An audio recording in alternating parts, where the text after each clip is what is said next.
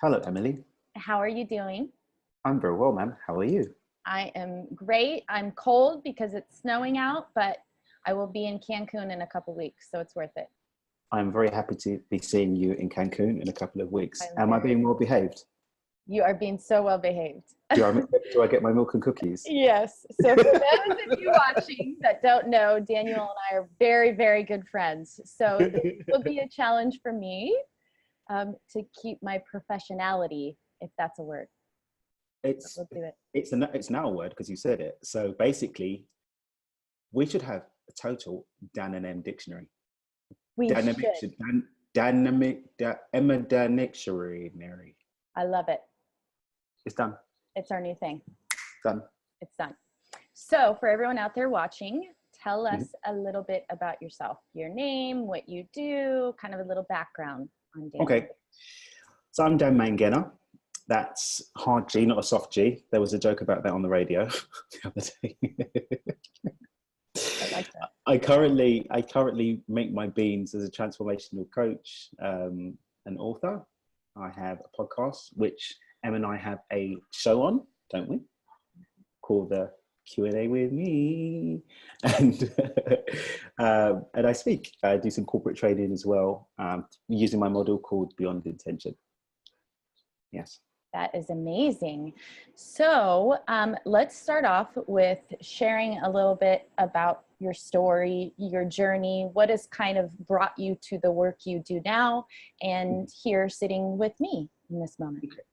Well, I'm here sitting with you because I'm one of the most blessed people in the entire world. So thank you very much, universe, for creating this reflection for me to look at. And I ended up where I am now because I read a book called You Are the Placebo, and I planned to use it to make lots of money.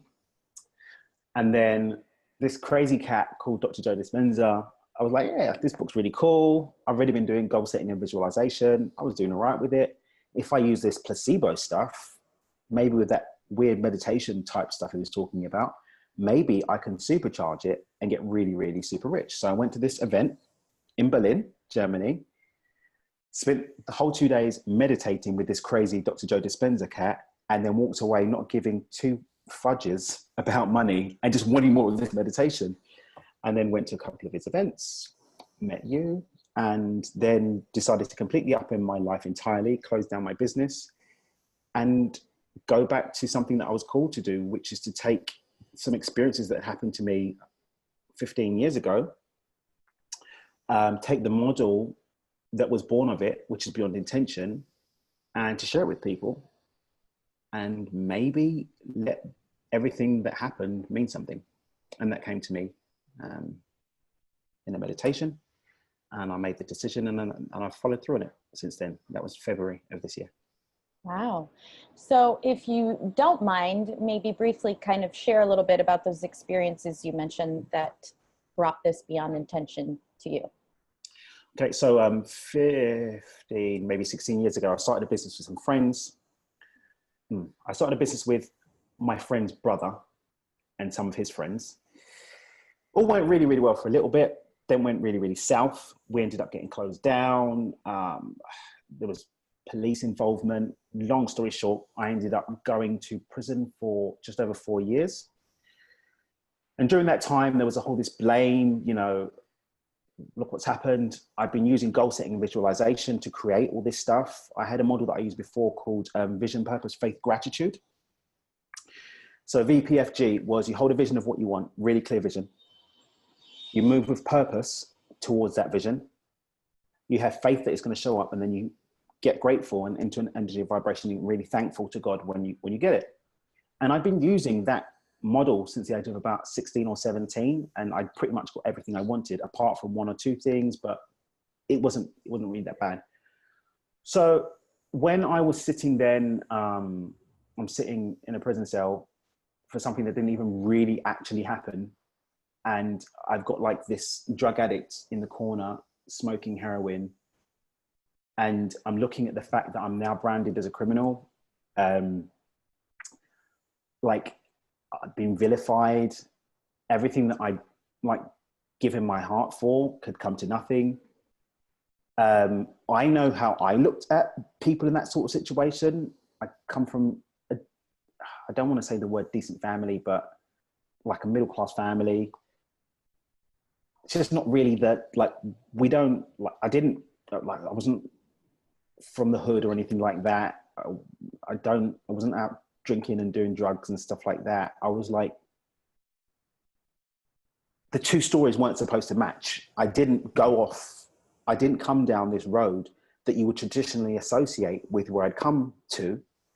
I hadn't made decisions, as far as I was concerned, that should necessarily bring me to the place where I'd ended up at. I kind of was doing things right. Like, I was doing things for good reasons. I was helping people. And yet I ended up in this completely nosed up place. And I hated myself. I hated the people, places, and things that I was blaming for where I'd ended up. I was in this state of complete and utter hopelessness. And at that time, I didn't really have a lot of self-awareness yet. And there's more about the improvements I had as a person that kind of are more relevant to other parts of the story. But as I sat there, I just was completely like, what is the point? Mm.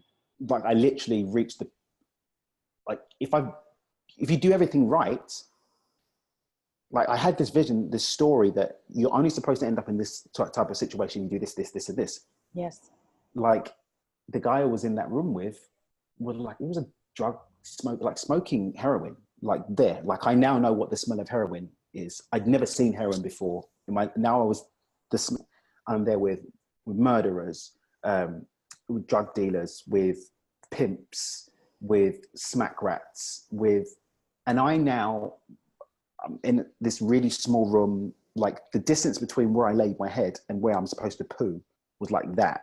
Wow. Like, locked up for 23, all of these things. And it's like, but I didn't actually, and then I was thinking, all of the stuff that I was telling myself that I was using to create my life, vision, purpose, faith, gratitude, that I've been doing for years, everything that I believed in, that it was completely, like, I'm not going to swear, but it wasn't, it was crap. Right. And right. then I thought, in those moments, did you lose all that? Did you think none of that's real? Yeah, because I thought, like, it's pointless. And I thought, I was raised in a very strict religious household. I turned away from religion because a lot of it didn't make sense to me. So then I started having, maybe God's punishing me because I didn't really believe in it and all of this stuff. And the noise was just so much that I just wanted to shut it off. But in that moment, there was nothing around me to successfully do anything. There was, like, the spaces are designed so that you can't kill yourself successfully. So the people that do pull it off, like, it's not easy to do, to pull it off in that sort of environment. And I was like racking my brain, like, how am I going to do this? Like, I was literally like scouring around, I was looking for a way to end my own life. And then I kind of like, but if I fail at this, then everyone's just going to think I'm attention seeking, that I'm really pathetic. And we see people that have got like cut marks on their wrists. It's like, so if they cut their wrists, why didn't they die? Did somebody find them? And I'm not by myself. Maybe this guy's going to call for like help. And then I'm going to be that pathetic guy that tried all of these thoughts. And then it hit me. The only way that I'm going to successfully kill myself is if I work out how to kill myself. And so I kind of got really one-tracked with, okay, I'm going to do this. And then in that moment of, hang on a minute, it hit me. It's like, oh, I'm responsible for this. And then that kind of thought kind of trickled across the board. Like, everything that I want, everything that I'm complaining about, I was present in every single one of those experiences. And it's a very surreal, sort of weird mind merge of seeing this journey from way back there to here, and realizing that there's a common thread in all of them, common denominator, and it was me. Wow. And it's really funny because I didn't actually let go of the thought of suicide yet. Yeah. But I kind of got really preoccupied with this idea of I'm the common denominator. Yeah. And then I got really preoccupied with what does that mean? And then over time, I kind of got so preoccupied in that I kind of almost accidentally forgot. So I kind of overanalyzed my friend Complete said this, I overanalyzed myself out of suicide. Yeah. Distraction almost. Yeah, I distracted myself accidentally. Right. by coming to the realization that I have this responsibility that's been reflected in everything that's shown up for me. And it evolved over time into, okay, so maybe there is some hope because I can maybe direct where I go next. And that was the foundation, the first step of Beyond Intention. And I managed to transmute my experience over those years. I became a beacon. I was helping people learn to read. Wow. I reconnected with helping people and improving myself as a person. I came to realize that, yeah, maybe people did some lying or whatever, but my personality didn't necessarily inspire people to maybe want to be nice. AKA, I was a complete and utter asshole. I wasn't that much of a nice person. Wow. And so I kind of let go of the story of a victim and was like, okay, so maybe if I hadn't put out this reflection, I wouldn't have had this back. Wow. And so although Beyond Intentions evolved a lot further now, as I've learned a lot of our work and grown over the last 10 years, essentially my starting point was I created this. And because I've created this, I can take that same creative power and direct it somewhere else. And that's what I've been doing for 10 years. So in those moments, did you have a point of reference? Did you have a background beyond, like you said, some tools you had been using to understand that idea completely of, I created this to happen so I can create what I did want? Because, you know, someone in that situation, you could say you had every reason to continue to be a victim, to go, why is this happening to me? So what do you think got you to that point of saying, I created this? Do you know what the crazy thing is? And this is when I had the real breakthrough, because some people think, people that like come to my workshops and stuff, and I tell my story and I work with them, or they read like, people that read the draft of my book that's coming out that talks in a lot more depth about this, they think, you would think that my transformation point was back then, but it wasn't. Actually, it was this February. Wow. When I actually had a breakthrough that I didn't even realize needed to be made. That was when it really, really struck home, because I'd had all of this positive, I completely reframed the entire experience. Essentially what I ended up doing over the next sort of year and a half was building this idea that, hang on a minute, essentially I'm just away at college, but I can't leave campus. It's a bit more strict. There's a lot more restrictions on what I can and can't do, but essentially I'm in a university of life and I can take this opportunity to improve myself and just not allow this to be dead waste of time. And I learned a lot about humanity, and I learned a lot about my own judgments, my own snobbery and judgments I had about people, because people that I'd look at on the street before in a kind of nose up way, it's like, yeah, but they're just human beings. Yeah. Like even like a lot of concepts that we have about certain echelons of society, like sitting and speaking to people that for them, like crime was like the only way that they could survive. People for violence, for example, and that was like, they're that way because they literally were in an environment that if they didn't become that persona, there was no way that they were going to survive. Absolutely.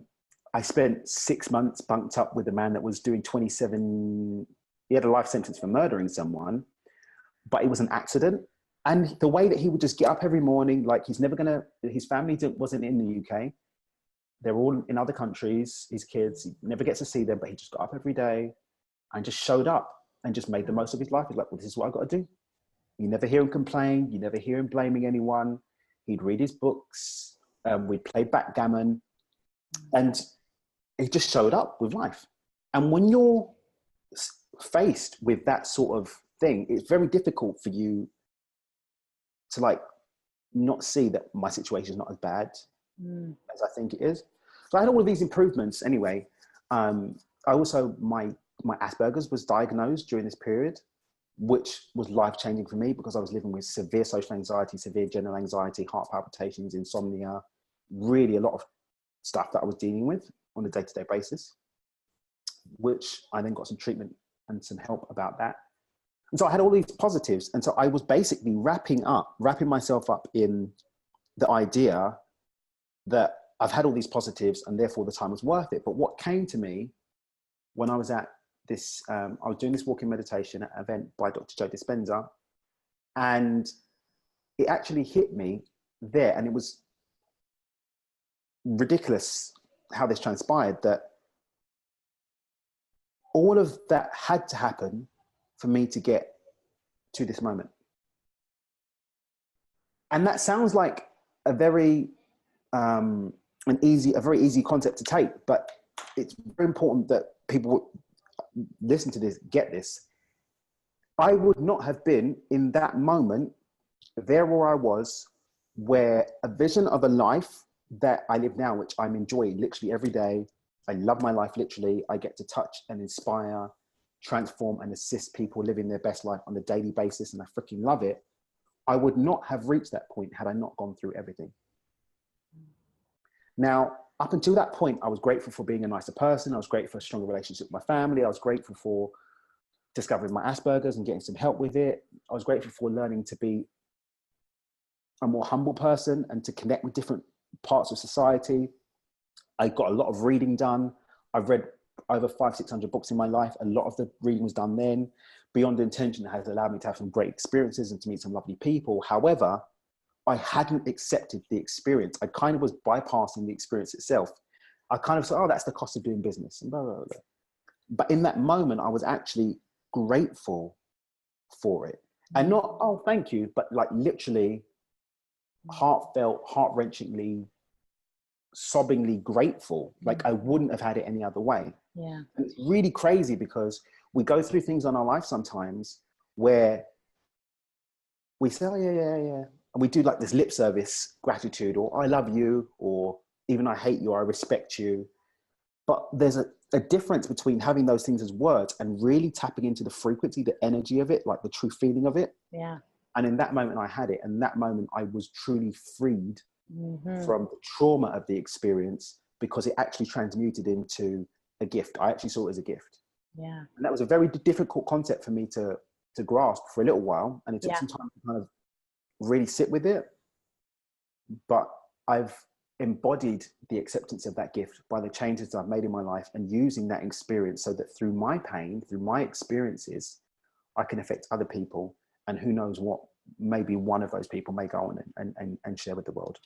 And absolutely. And as you said, it's definitely, I know to speak it is one thing, to say, oh, you know, everything happens for a reason. But as you said, those moments where you feel it in your body so clear that you really are grateful.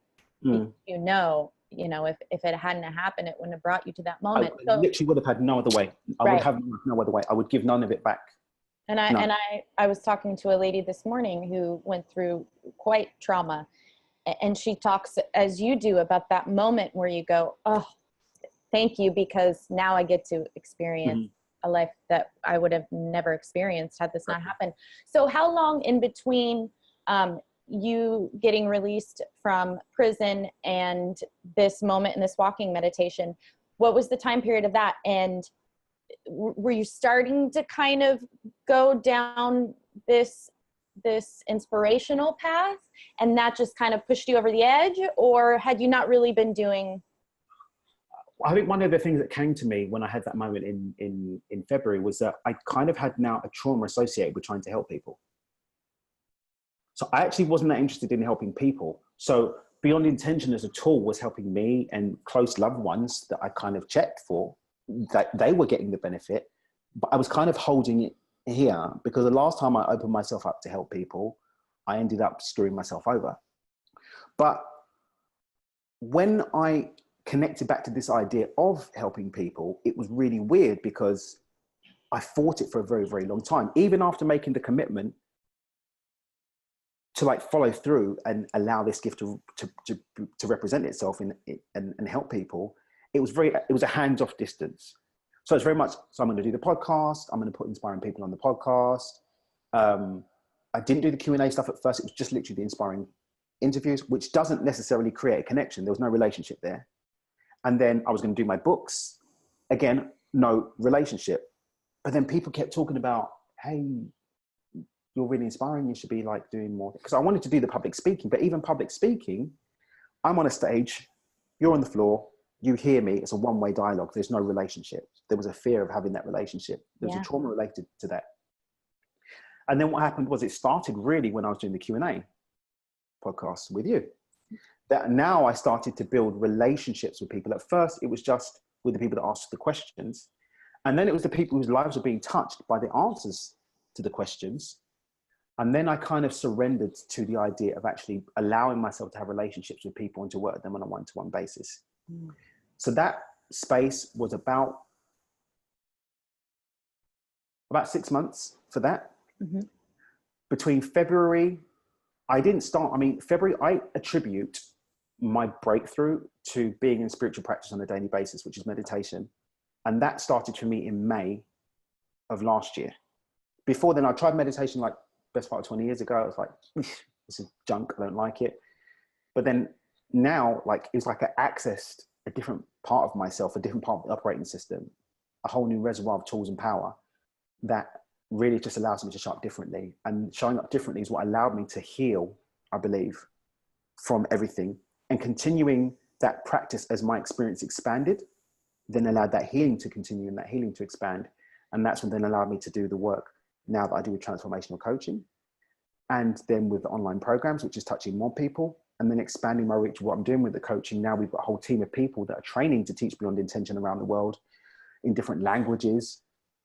There's stuff on the horizon with TV and radio and blah, blah, blah, expanding the reach of just letting people know that you are the author and creator of your life, and you can make excuses or you can own it and get what you want, basically. Absolutely. So one thing I love about Beyond Intention and you and what you teach is I think you do such a great job combining real tools, actual tools for people to use, and bringing in quote unquote spirituality into that. Mm-hmm. When it comes to the energy and the frequency you're putting out and how to create things in your life. So would you say that came from, again, going through the things that you've gone through? Did that come from, I always say a lot of times you're like a young Tony Robbins to me, because you're very inspirational. You can get people going, but he doesn't necessarily bring in the spiritual side of it, which I think you do wonderfully, and you make it sort of mainstream. So if you can just talk about that a little bit. I mean, the really cool thing is, like I said, Beyond Intention is 10 years old. It had a subtle spiritual element to it in step 2, which is clear, because that came essentially. So each one of the steps evolved from an experience that I had in my life, things that I learned, lessons that I learned, and sometimes a book that I read. And that's what allowed me to translate what I was doing before, vision, purpose, faith, gratitude, to basically plug the gaps in it. So I kind of just translated that and flipped things around. So gratitude came before the outcome. I realized I needed to listen out when I'm waiting, and to how I show up every day is really important, which is the listening. So you've got the responsibility of accept, step 1, the mindset. Then you've got the action, how I show up every day to make my new choices with clearing. And then you've got getting into the frequency of it. And that came from really recognizing that. And this is an idea that it's so funny. When I went to that Dr. Joe Dispenza workshop in Berlin, it's like I still carry the notes from that day with me everywhere, because it's like Beyond Intention. It's like filling in the gaps. It's like, oh my God, oh my gosh, oh my gosh, that fills that in. And oh my God, the meditation does that. And heart coherence does that, and gratitude comes there because of that, and there's the science for that, and blah, blah, blah, blah. Because it was very intuitive for me. It didn't need to be packaged up a certain way, right? Because I wasn't giving it to other people. It's just right. how I live my life. Yes. But all of a sudden, that day, I kind of started to get this thing of, oh, this has got mass appeal. Like, it can actually do more. There's a framework, and this fits in there, that fits in there. And so it's, to come to your point more directly, I hadn't thought about it deeply enough to kind of put in those holes, because it was just for me. And I wasn't into that spirituality stuff. I was very much about practical results. Okay. Energy for me wasn't a spiritual thing. It's science, like vibrational frequencies. It's real, it's tangible. It's like a real thing. But then I started to see, oh, so that fits in there and that fits in there. And that day when I started to think about it is the day I actually had that information added. So like, I credit, like I don't think I will ever be able to express how grateful I am to Dr. Joe Dispenza for what I've learned from him from a distance, at his workshops and from his books and stuff, because it literally flipped the script on everything. The most important thing is not to be held by stories, narratives, and ideas, but to recognize your power moment to moment, to ask what serves now, what serves me as an individual, and what serves me as my true nature, which is not individual, because if everything is energy and the same energy, then there's really no difference between me and you.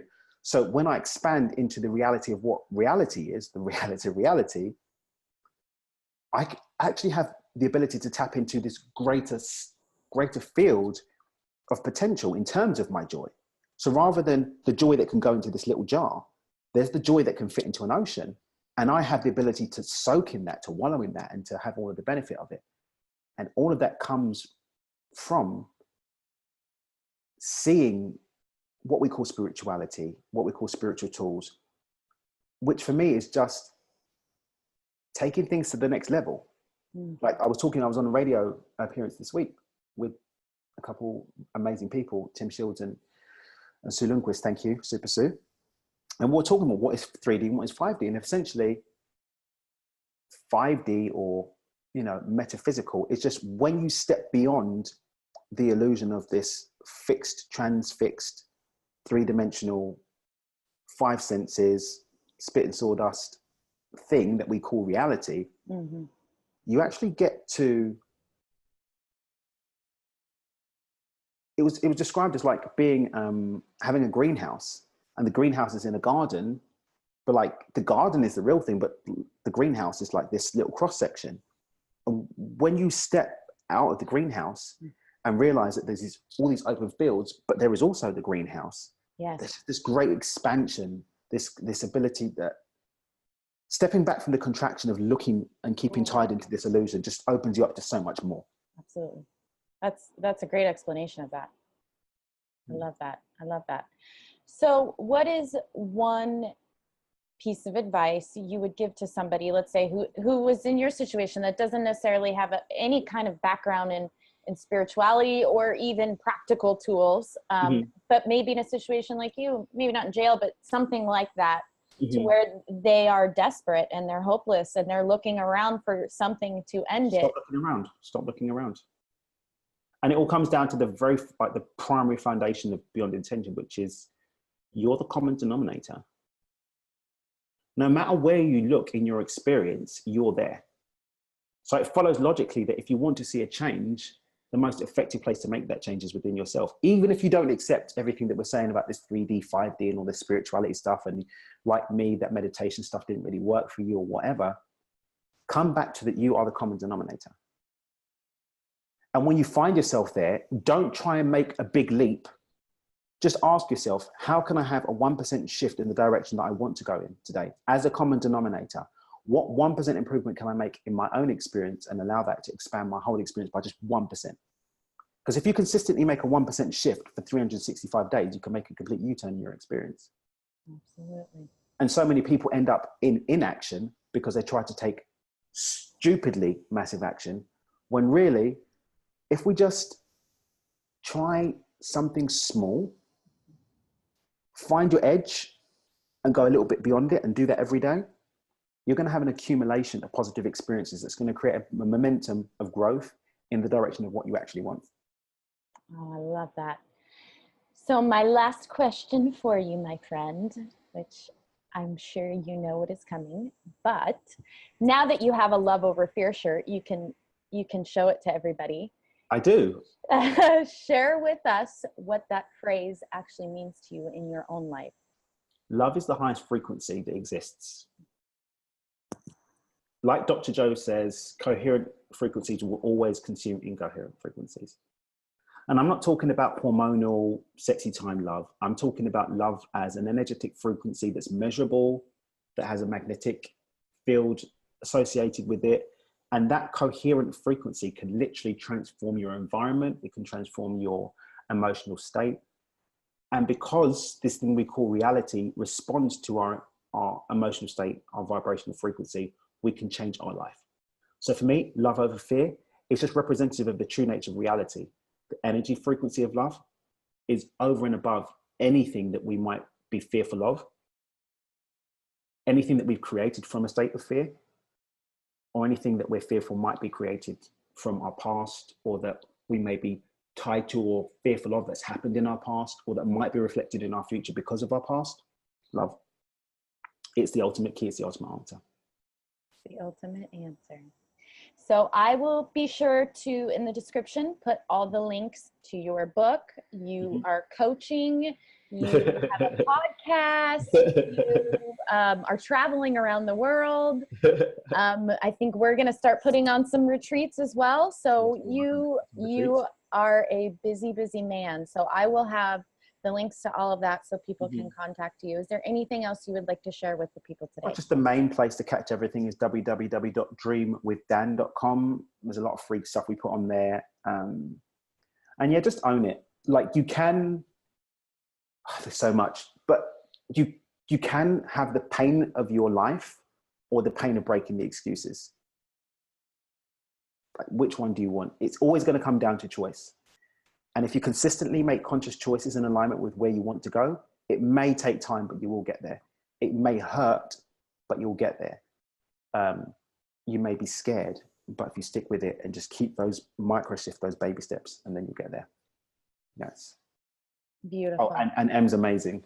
I didn't even fish for that one. You did not. You did not.